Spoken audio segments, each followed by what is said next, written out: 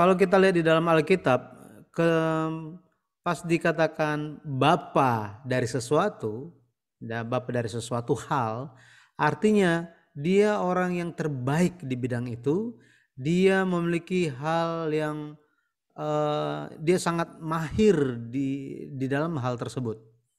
Misalnya kalau kita dengar bapa tukang tembaga dan besi, berarti dia sangat ahli di dalam membuat barang-barang dari besi dan tembaga itu. Bapa peternak, oh berarti dia bisnismen yang luar biasa. Nah, ketika dikatakan bapa iman, berarti Abraham itu paling paling diakui imannya di hadapan Tuhan, gitu ya. Nah, itu sebabnya kita perlu melihat kita sebagai orang yang beriman, seperti apa kita harus hidup dengan memiliki iman yang berkenan di hadapan Tuhan. Sama seperti kita, kalau kita tarik satu garis lurus, ya, satu garis lurus, dari mana kita tahu bahwa garis yang kita buat adalah suatu garis yang benar-benar lurus? Kita perlu penggaris kan? Kita perlu penggaris supaya kita tahu lurus enggaknya. Sama seperti itu, iman Abraham merupakan penggarisnya. Untuk siapa? Untuk kita semua. Nah, Kejadian 13 ayat 18 dikatakan begini. Kejadian 13 ayat 18. Sesudah itu Abraham memindahkan kemahnya dan menetap di dekat pohon-pohon tarbantin di Mamre, dekat Hebron. Lalu didirikannya lah mezbah di situ bagi Tuhan. Kehidupan Abraham itu selalu terfokus kepada ibadah. Jadi bahkan sebelum peraturan Sabat diterapkan secara tertulis di Gunung Sinai kepada orang Israel, Abraham telah menjalankan kehidupan yang terfokus kepada ibadah. Jadi hal yang sangat mendasar di dalam kehidupan iman adalah apa? Ibadah. Apakah kita beribadah atau enggak? Di situ akan dinilai apakah kita beriman atau tidak. Oh, imannya sebesar entah sebesar apa gitu ya. Akan tetapi enggak pernah beribadah di hadapan Tuhan, itu hanya iman mengaku diri sendiri saja. Itu sebabnya kita perlu memperhatikan, oh ternyata Abraham setiap tempat dia pergi dia mendirikan mezbah bagi Tuhan. Ini suatu hal yang luar biasa. Nah, kita sedang melihat tentang perjalanan kehidupan Abraham. Perjalanan kehidupan Abraham itu kalau kita perhatikan petanya, ini perjalanan kehidupan Abraham. Iya loh. Oke. Nah, perjalanan kehidupan Abraham itu dimulai dari Ur Kasdim, Mesopotamia. Kemudian dia pergi, dipanggil oleh Tuhan, pergi dia di Haran.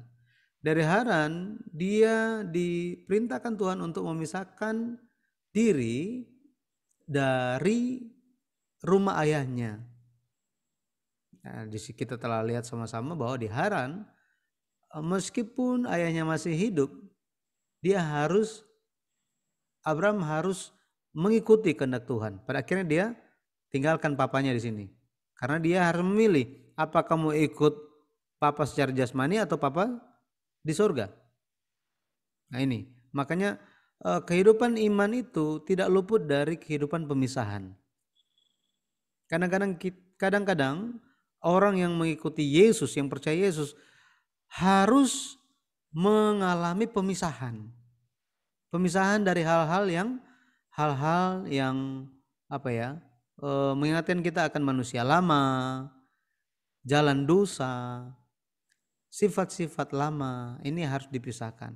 Lebih lagi sifat-sifat yang menunda-nunda, membuat kita berlambat-lambat untuk bertumbuh di dalam iman. Nah ini kita pun harus tinggalkan. Pada akhirnya dari Haran, Abraham pergi sampai ke Sikem ini. Ini nomor 3. Oke, Sikem. Dari Sikem, di Sikem dia membuat di Sikem Allah pertama kali memberikan perjanjian kepada Abraham. Abraham, Kamu lihat tanah ini, negeri ini akan diberikan kepada keturunanmu sebagai milik, gitu ya. Jadi dijanjikan tanah pertama kali di tanah Sikem.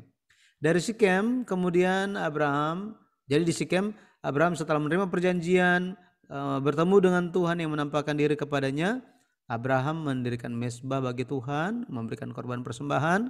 Kita bisa lihat dia beribadah di hadapan Tuhan. Setelah itu dia pindah ke sini, antara Betel dan Ai, Setelah itu kelaparan terjadi. Dia terus berjalan sampai ke arah selatan, ya, ke arah selatan, dan kelaparan begitu dahsyatnya, akhirnya tanpa bertanya kepada Tuhan, Abraham pergi ke satu tempat Mesir. Ya, Mesir. Di Mesir ini Abraham sama sekali tidak beribadah di sana. Tidak ada ayat-ayat yang menunjukkan bagaimana kebiasaan beribadahnya muncul di Mesir. Entah apa yang terjadi kepada iman dia di situ, tetapi kita bisa lihat ada krisis yang dialami oleh Abraham. Abraham seharusnya tetap berdiam di tanah perjanjian. Apapun konsekuensinya, dia perlu latihan untuk bersandar bergantung kepada Tuhan. Jikalaupun Tuhan menghendaki dia pergi ke Mesir, Tuhan akan kasih tahu. Tetapi Abraham tidak tanya kepada Tuhan lebih dulu. Ada hal-hal di dalam kehidupan kita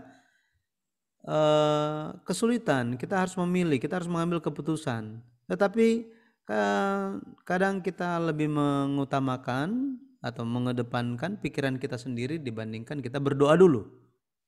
Seperti ini. Ya. Ini yang terjadi. Di Mesir, Abraham nyaris kehilangan istrinya.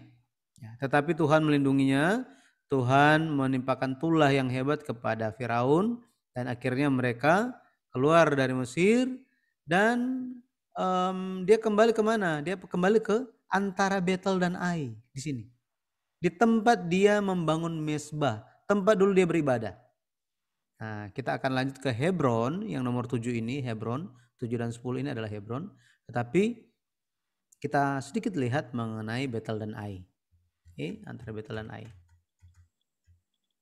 Jadi kita udah ke Ur Kasdim, Haran, Sikem, kemudian antara Betel dan Ai, Mesir. Nah, tempat yang ke-6 sebelum kita ke Hebron, tempat ke-7, tempat yang ke-6 itu antara Betel dan Ai. Beberapa penjelasan tambahan. Abraham, dia di Betel dan Ai itu umurnya sekitar 76 tahun. Ya, 76 tahun itu tahun 2090 sebelum Masehi.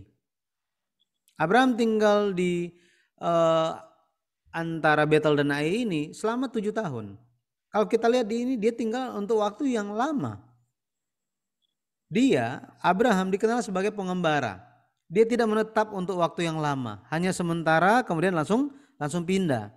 Akan tetapi kalau kita perhatikan, jika Abraham itu menetap, banyak kalau misalnya hanya untuk sementara ya, Abraham menetap untuk sementara, kata Ibrani yang digunakan untuk kata menetap itu adalah gur, untuk menunjukkan kepada tinggal sementara, ya, menetap untuk sementara. Tapi ketika Abraham menetap di tempat yang ke-6 di antara Betel dan Ai, kata yang digunakan adalah yasaf. Yasaf artinya sama, menetap, tetapi bedanya menunjuk kepada waktu yang lama. Menetap untuk waktu yang lama. Ya, kita lihat Kejadian 13, Kejadian pasal 13. Ya. Kita lihat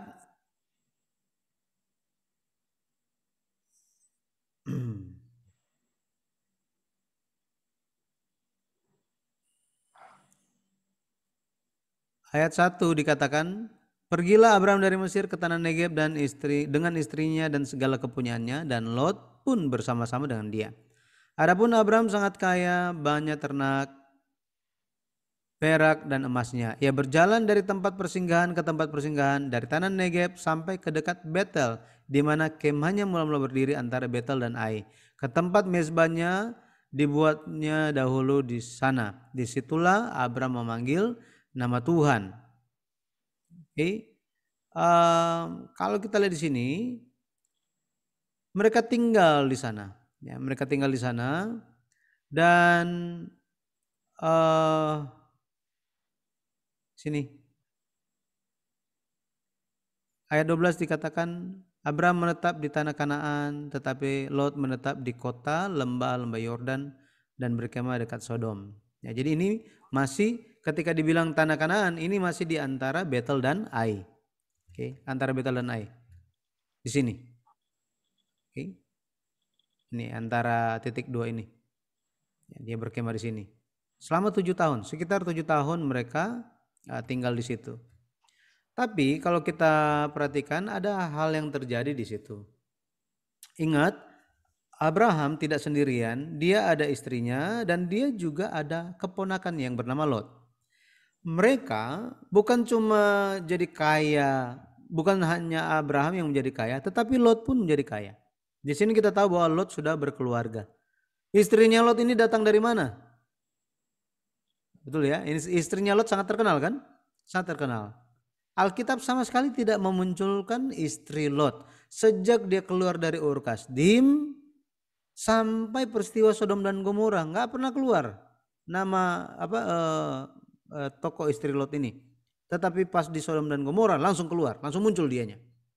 Tetapi kita bisa menduga bahwa istri Lot juga sudah ada bersama-sama.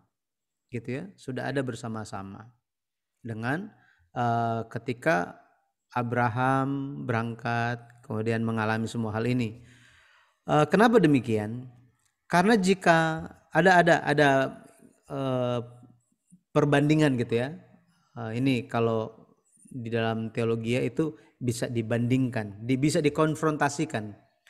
Jika istri Lot itu adalah orang dari penduduk Sodom dan Gomora, jika misalnya ya ada yang bilang, jika istri Lot itu penduduk Sodom dan Gomora, sepertinya istri Lot itu tidak akan mau keluar dari rumahnya karena dia penduduk sana. Tetapi buktinya dia mau keluar kan? Yang membuat dia berat hati itu apa? Harta mereka. Kenapa? Karena harta mereka bukanlah mereka dapatkan di Sodom dan Gomora. Mereka dapatkan waktu kapan? Waktu masih bersama-sama dengan Abraham. Jadi Lot menjadi kaya gara-gara siapa? Gara-gara dia ada bersama-sama dengan Abraham. Jadi sama seperti itu, ketika kita menjalankan kehidupan beriman, akan banyak berkat yang melimpah atas kita. Ya, tetapi ketika berkat itu datang, ada hal-hal pula yang dituntut dalam kita. Kita harus bersikap tentang hal-hal yang ada di depan kita, gitu ya. Sehingga permasalahan bukan tidak selalu mengenai harta, tidak selalu mengenai kekayaan, tetapi juga mengenai situasi dan keadaan. Ada masalah. Masalahnya muncul di sini. Abraham menjadi kaya, Lot juga bertambah kaya. Tetapi kalau kita lihat di Kejadian 13 ayat 7, mereka tinggal itu karena satu wilayah yang sama. Karena ternaknya banyak, digembalakanlah ternak itu masih di tempat-tempat situ juga. Cuma sangat banyak. Bayangkan, satu domba itu bisa makan berapa banyak? Kita cuma pikirnya satu domba kan. Bayangkan kalau misalnya ada ratusan ribu domba. Pusing kan? Kita aja kalau misalnya di rumah ada pohon jambu misalnya gitu kan. Pohon jambu kita pergi ke rumah tetangga. Ya kan? Pergi ke rumah tetangga, kemudian dia juga tanam apa? Pergi ke rumah kita gitu. Akhirnya kita bilang apa? Tolong dong itu dipotong dong gitu kan. Itu pergi ke sini jatuh-jatuh di sini gitu kan. Akhirnya apa? Oh kamu juga potong dong. Nah, bisa muncul masalah gara-gara jambu. Apalagi tentang ini ratusan ribu ternak. Ini luar biasa. Sangat-sangat besar, sangat-sangat banyak harta mereka. Pada akhirnya muncul perselisihan. Muncul perselisihan antara gembala-gembala Abraham dan gembala-gembala Lot. Waktu itu Abraham bilang, ya udah Lot, kamu pilih aja deh. Kalau kamu ke kanan, saya ke kiri, kamu ke kiri, saya ke kanan. Seandainya Lot itu menghormati Abraham sebagai pamannya, maka dia bisa saja bilang apa? Ya, selayaknya paman dulu lah, ya kan? Paman dulu yang pilih, silakan. Paman di sana itu tanah yang baik, ya silakan pilih yang itu. Tetapi Lot bilang apa? Oh oke, saya yang pilih duluan ya. Oh, dia apa? Dia lihat dan dia memilih tanah yang terbaik menurut dia. Abraham, tindakan Abraham membiarkan Lot memilih duluan, ini menampakkan hati Abraham yang luas, hati yang besar. Ini sama halnya ketika beberapa ya sekitar 1000 tahun kemudian gitu ya, atau enggak 1000 tahun, sekitar beberapa ratus, enggak sampai 1000 tahun, beberapa ratus tahun kemudian, sekitar 500 tahun kemudian, ketika umat Israel keluar dari Mesir, mereka masuk ke tanah Kanaan, ada satu suku yang enggak dapat bagian tanah, yaitu suku Simeon. Mereka enggak dapat tanah. Bayangkan semua keluarga dapat tanah kecuali satu keluarga ini. Kalau kita jadi keluarga marga Simeon, apa yang akan kita laksanakan? Apa yang akan kita lakukan? Bapak Musa, tolong dong. Kenapa semua dapat tanah, saya nggak dapat tanah? Nanti ketika masuk tanah Kanaan, saya mau tinggal di mana? Ini kami bukan cuma 100 keluarga loh. Ini bukan cuma 100 kakak, bukan cuma 1000 kakak. Kita ada puluhan ribu kakak. Kita mau tinggal di mana? Terus Musa bilang apa? Kamu pergi ke Yehuda minta. Pergi ke Yehuda dan minta. Yehuda bilang apa?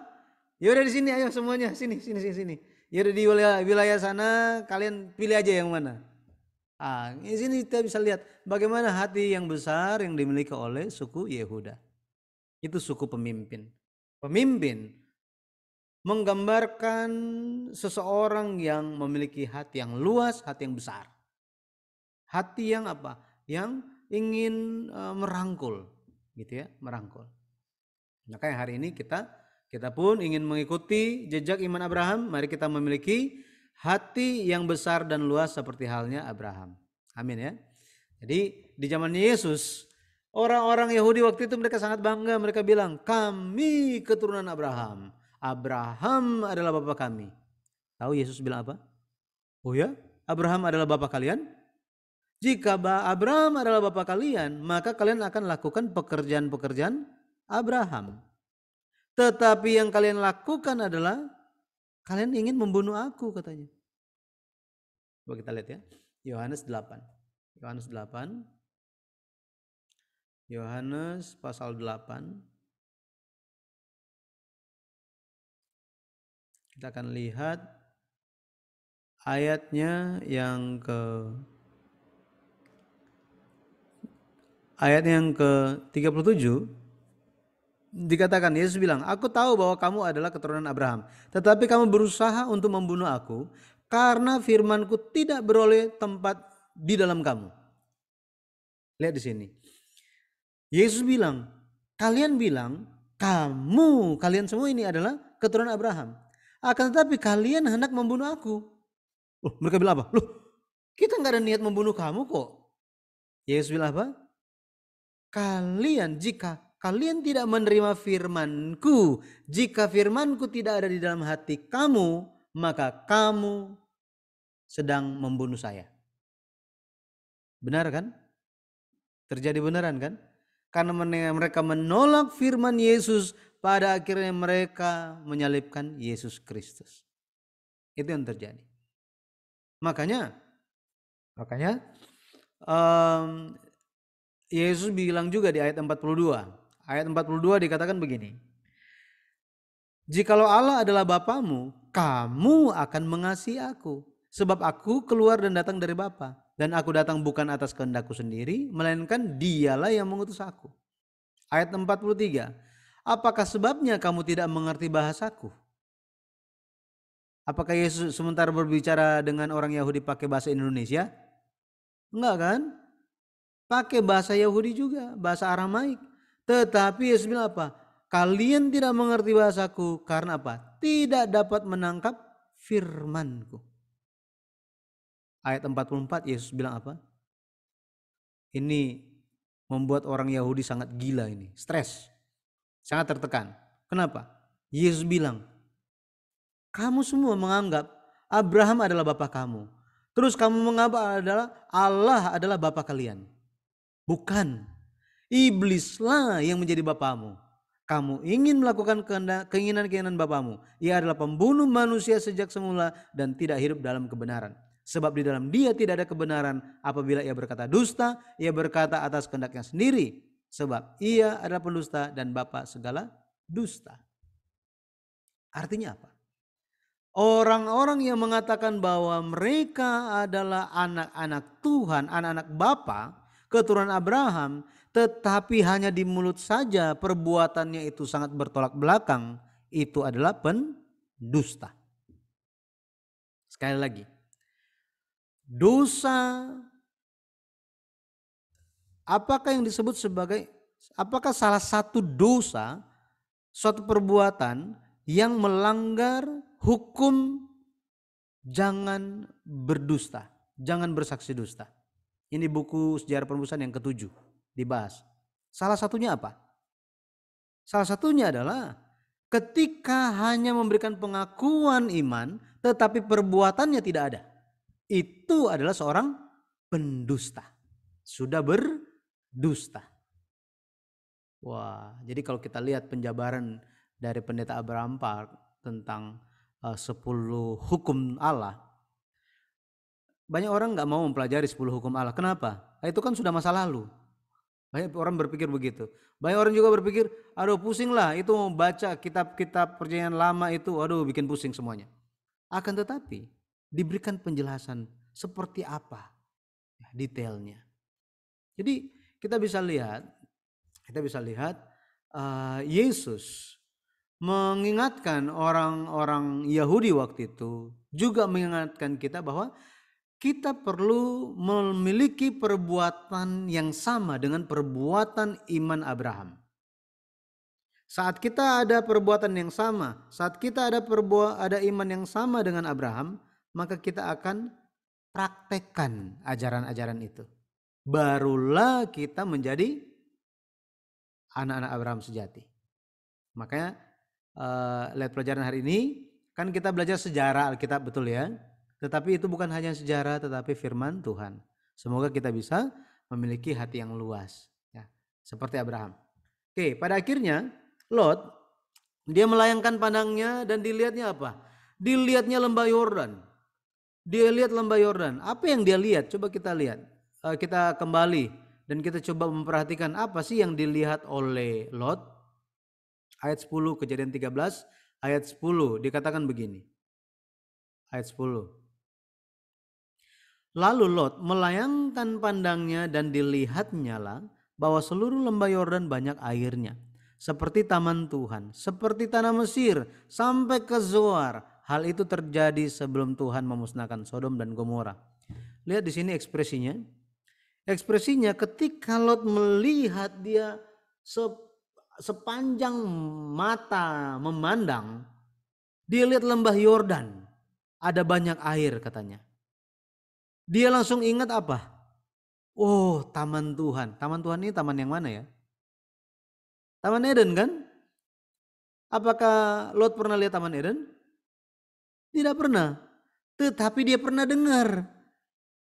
Jadi dia pernah dengar mengenai taman Tuhan itu. Dia dengar dari mana ini? Dia dengar dari siapa? Dari Abraham, dari bapak-bapak leluhur yang masih hidup semasa. Jadi pewarisan iman itu sampai-sampai apa? Cerita tentang hal-hal yang belum pernah dialami itu sampai ke mereka. Lot, dia meskipun dia tidak pernah melihat taman Tuhan, tetapi dia yakin sekali itu sangat indah dan sangat indah, menggembirakan, sangat sukacita, tetapi hanya seperti hal yang memuaskan jasmani saja. Makanya dia bilang apa? Seperti tanah Mesir. Ada apa di Mesir? Di Mesir mereka jadi kaya. Betul kan? Ketika semua kelaparan, di mana yang nggak kelaparan? Mesir nggak kelaparan. Waduh, jadi apa? Hati Lot kalau kita lihat penuh dengan keserakahan. Keserakahan. Lot memandang tanah yang baik dilihat mata. Baik dilihat mata. Bedanya dengan Abraham apa? Bedanya dengan Abraham adalah Abraham melihat apa yang disuruh Allah untuk dilihat. Oh, beda ya? Oke, sekali lagi. Lot melihat apa yang dia ingin lihat. Apa yang memuaskan hawa nafsu keserakahan dia. Keinginan-keinginan daging dia. Dia ingin melihat itu. Tetapi Abraham melihat apa? Coba kita lihat. Ya, kita lihat. Setelah langsung dipisahkan, ayat 14 bilang apa? Setelah Lot berpisah daripada Abraham, berfirmanlah Tuhan kepada Abraham. Pandanglah sekelilingmu. Siapa yang suruh lihat? Allah yang suruh lihat. Pandanglah sekelilingmu dan lihatlah dari tempat engkau berdiri itu ke timur dan barat, utara dan selatan. Sebab seluruh negeri yang kau lihat itu akan kuberikan kepadamu dan kepada keturunanmu untuk selama-lamanya. Maka hari ini apa yang harus kita lihat? Kita harus melihat kehendak Tuhan ada di mana. Mari kita lihat itu. Betul ya? Mari kita lihat itu. Makanya ketika kita berdoa, kita pun berdoa bukan untuk memuaskan apa yang kita mau, tetapi kita ingin berdoa sesuai dengan kehendak Tuhan. Itulah doa yang dijawab sesuai dengan kehendak Tuhan. Makanya kenapa kita harus rajin ibadah, kita baca Alkitab, kita mempelajari firman Tuhan seperti hari ini, supaya kita bisa mengenal kehendak Tuhan itu apa. Mengenal kehendak Tuhan itu apa, dan pada akhirnya setiap doa kita pun akan sesuai dengan kehendak Tuhan. Sesuai dengan kehendak Tuhan. Tuhan, tolong berikanlah aku panjang umur. Buat apa? Supaya Tuhan, kemuliaan Tuhan bisa nyata dalam kehidupanku. Orang-orang lihat kehidupanku, mereka bisa lihat bahwa apa? Oh iya, orang Kristen harus seperti ibu yang itu. Itu orang Kristen yang benar. Gitu ya. Wah, itu ya.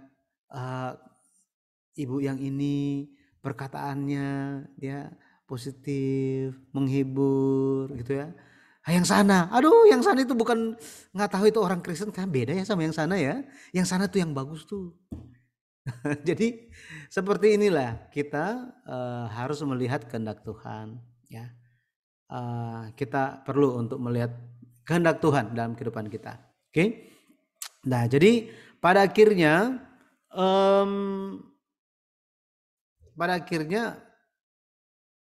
ada perbedaan ya, ada perbedaan antara melayangkan pandangan yang dilakukan oleh Abraham dan yang dilakukan oleh Lot. Jadi ini ya. Makanya mari kita mendahulukan pikiran Tuhan daripada pikiran kita sendiri. Nah, ini nggak bisa langsung, saudara. Jadi ibu-ibu kita semua harus coba gitu ya, coba terus latih dalam kehidupan kita. Baik. Di Kejadian 13 ayat 17, nah di sini ada satu ekspresi yang Tuhan bilang. Ayat 17, Kejadian 13 ayat 17, bersiaplah, jalanilah negeri itu menurut panjangnya dan lebarnya, sebab kepada mula akan kuberikan negeri itu. Nah di sini Tuhan berikan perintah untuk apa? Pindah dari Betel dan Ai, antara Betel dan Ai kamu harus pindah dan pergi. Bersiaplah, jalanilah negeri itu. Dan pergilah Abraham. Makanya ayat 18 bilang apa? Abraham memindahkan kemahnya dan menetap di dekat pohon-pohon tarbantin di Mamre, dekat Hebron. Nah inilah Hebron. Sini, dari antara dua titik ini, dua titik antara 4 dan 6 ini, dia turun ke bawah sampai ke Hebron. Ini, Hebron di sini. Ya. Oke. Nah, apa yang terjadi di Hebron? Apa yang terjadi di Hebron? Kalau kita lihat di Hebron ada ada 7 peristiwa yang terjadi di Hebron. 7 peristiwa yang terjadi di Hebron. Kita tidak akan bahas hari ini semuanya. Tetapi di Hebron kalau kita lihat, Abraham tinggal untuk waktu yang sangat lama. 16 tahun dia di sana. Bayangkan, 16 tahun. Ibu-ibu pernah pindah rumah, mungkin ada yang pernah punya pengalaman pindah rumah. Ada yang mungkin kita cuma berapa tahun di sini. Tapi ada tempat dari antara semua pindah. Waktu yang sangat lama di mana? Ibu Linda rencana 16 tahun di sana? Enggak dong, betul kan? Enggak, gitu ya. Jadi jangan menetap untuk waktu yang lama ya.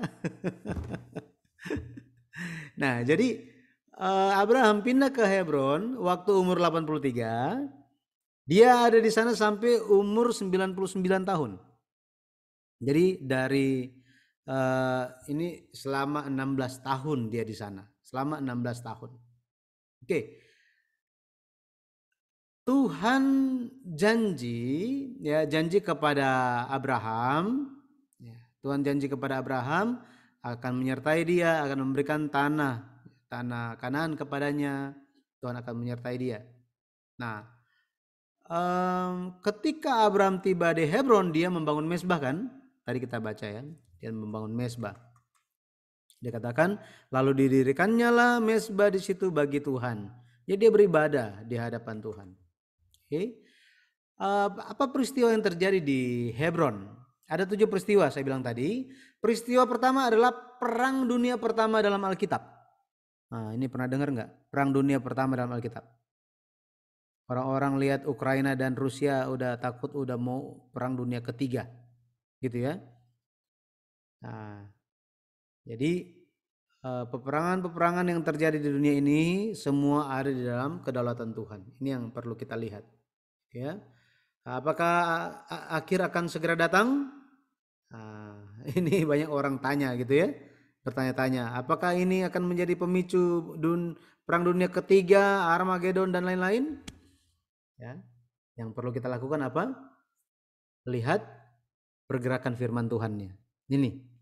Ya, banyak orang cuma lihat itu aja tetapi nggak mempedulikan tentang firman Tuhan. Kita harus lihat firman Tuhannya bergeraknya seperti apa. Ya. Nah, jadi ada perang antara 4 kerajaan melawan 5 kerajaan. Ini Kejadian pasal 14 peristiwanya. Kejadian pasal 14. Peristiwa ini terjadi ketika Abraham sekitar 83 sampai 84 tahun. Umur Abraham ya. Nah, di Kejadian pasal 14 dikasih tahu bahwa ada raja-raja yang berkuasa. Ada 4 raja yang berkuasa di bawah pimpinan Kedor Laomer Raja Elam. Ini. Jadi ada Amrafel, Ariok, Kedor Laomer, Tideal. Namanya ribet-ribet, nggak ada yang kasih nama anak begini. Jadi Kedor Laomer. Mereka dari mana? Ini, mereka dari sini. Coba kita lihat ya. Oke. Mereka datang tuh dari atas. Nih. Dari atas ini mereka. Ya, dari atas ini kemudian mereka turun ke bawah. Turun ke bawah. Kita bisa lihat seperti ini nih. Ya. Ini. Ini ada jadi dari atas ini mereka dari bagian atas mereka turun ke bawah. Turun ke bawah.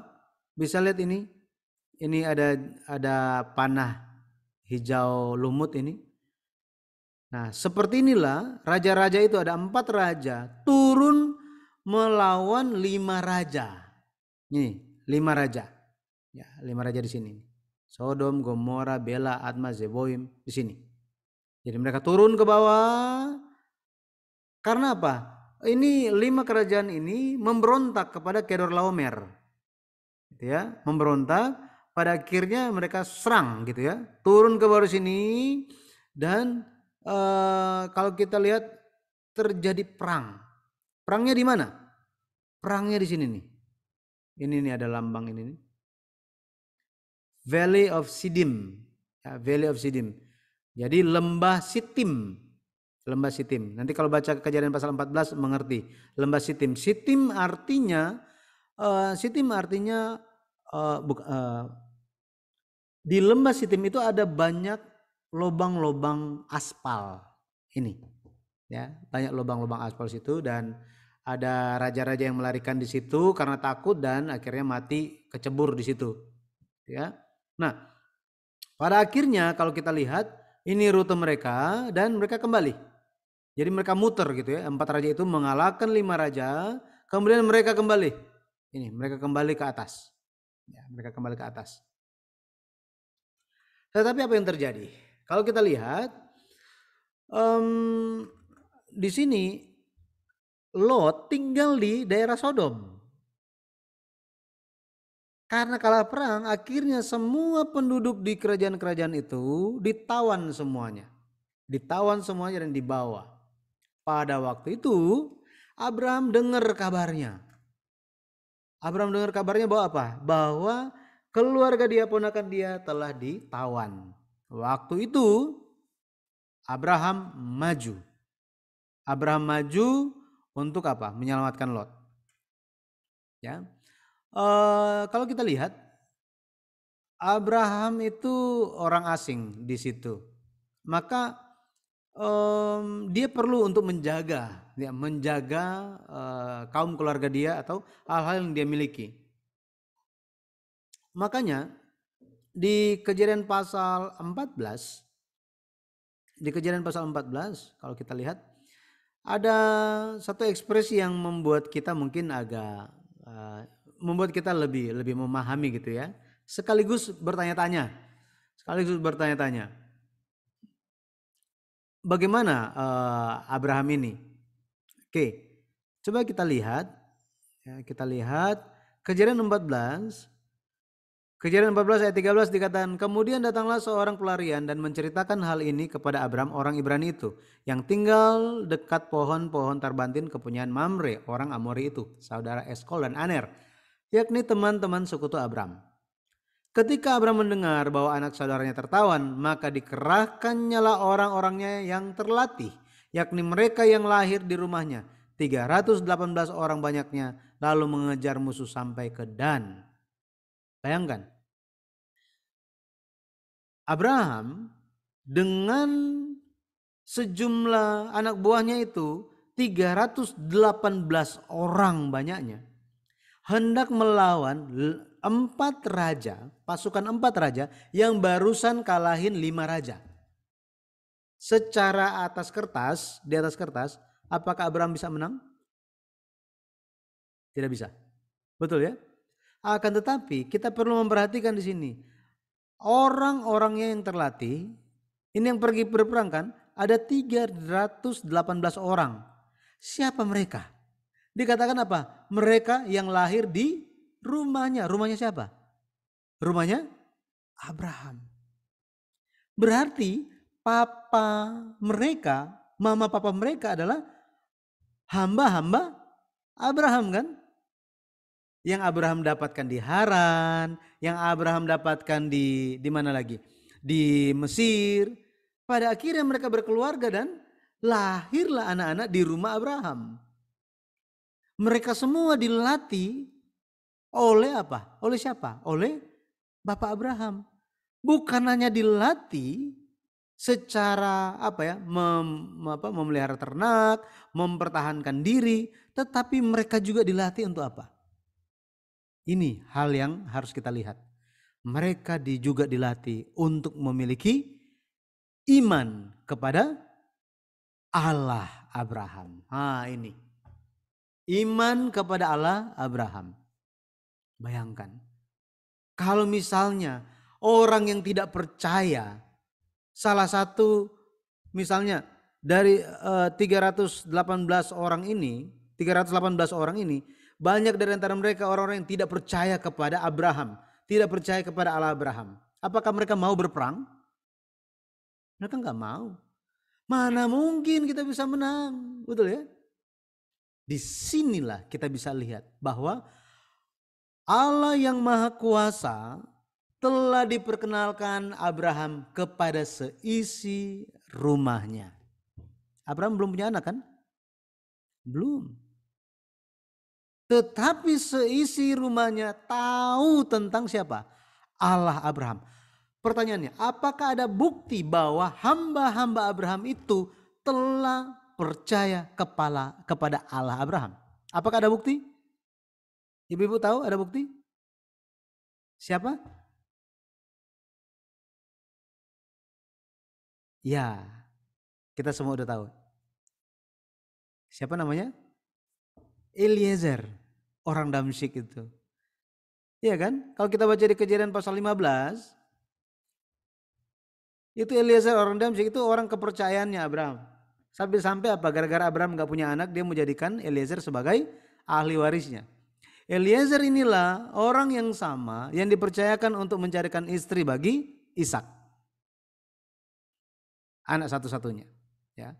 Nah, waktu itu kalau kita lihat Eliezer, dia menjalankan kehidupan yang berdoa kan? Dia berdoa. Dia memperkenalkan Allah Abraham bahkan kepada keluarga Laban. Nah, ini kita bisa lihat, oh ternyata sangat-sangat penting untuk memperkenalkan Allah, orang yang percaya, kepada seisi rumah. Betul ya? Apakah Abraham paksa mereka untuk percaya? Enggak. Mereka melihat Abraham. Kalau kita baca, di Kejadian, kitab Kejadian berapa? 24 ya. Sebelum ini. Oke. Ini Kejadian 24. Kejadian 24 kalau kita baca ayatnya, kita baca ayatnya yang ke-35. Ayat 34 bilang begini, lalu berkatalah ia, aku ini hamba Abraham. Tuhan sangat memberkati tuanku itu, sehingga ia telah menjadi kaya. Tuhan telah memberikan kepadanya kambing, domba dan lembu, sapi, emas dan perak, budak laki-laki dan perempuan, unta dan keledai. Dan Sarah istri tuanku itu sesudah tua, nah, lihat di sini, sesudah tua telah melahirkan anak laki-laki bagi tuanku itu. Kepada anaknya itu telah diberikan tuanku segala harta miliknya. Bisa lihat di sini? Dia hanya seorang hamba, tetapi dia bisa melihat bagaimana Tuhan sangat-sangat berkuasa, sangat mengasihi, melakukan hal yang mustahil dalam keluarga majikannya. Tuhan inilah yang diperkenalkan oleh sang hamba. Bayangkan, ada di antara kita pembantu yang memperkenalkan kepada orang yang lain tentang Yesus? Enggak kan?